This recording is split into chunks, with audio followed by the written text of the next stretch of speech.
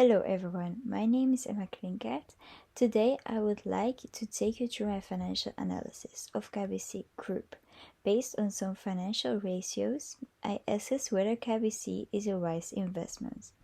At the end of this online presentation, I answer the central question: is it a good idea to invest in KBC Group?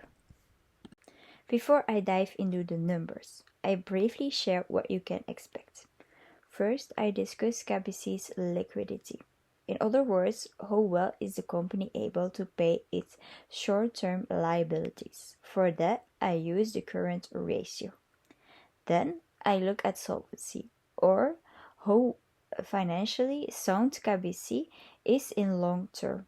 For this, I look at the debt ratio and interest coverage ratio. Finally, I discuss profitability. In other words, how profitable is KBC? For this, I use the return on assets. In 2019 and 2020, KBC's current ratio was above 1, a healthy situation. In 2021, it suddenly dropped sharply to 0.6, largely due to the sale of the Iris operations and flooding in Belgium. Since then, I see a slight improvement, but even in 2023, the ratio remains well below the safe limit of 1 at 0.37. This indicates that KBC has struggled to cover its short-term liabilities in recent years, which may pose a financial risk to investors. Rising debt ratio shows that KBC has become increasingly dependent on debt in recent years.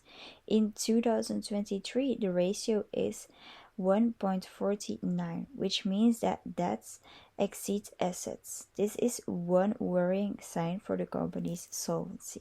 KBC's interest coverage ratio fell sharply to 2.45 in 2021 due to exceptional circumstances, such as the sale of Iris operations and floods.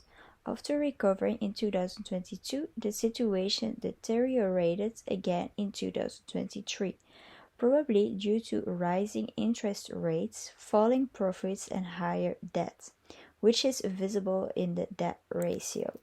KBC's profitability experienced strong fluctuations between 2019 and 2023. After peaking in 2019, return on assets fell sharply in 2020 and 2021 due to exceptional circumstances, sale of Iris operation and flooding in Belgium.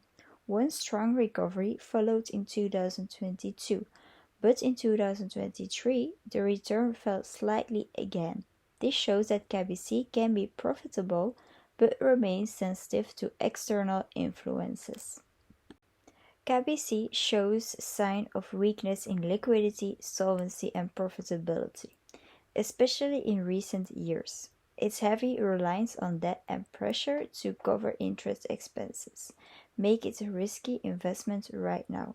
Despite the profitability potential in certain years, I would be cautious about investing in KBC based on these numbers, especially if you are looking for short and long-term stability.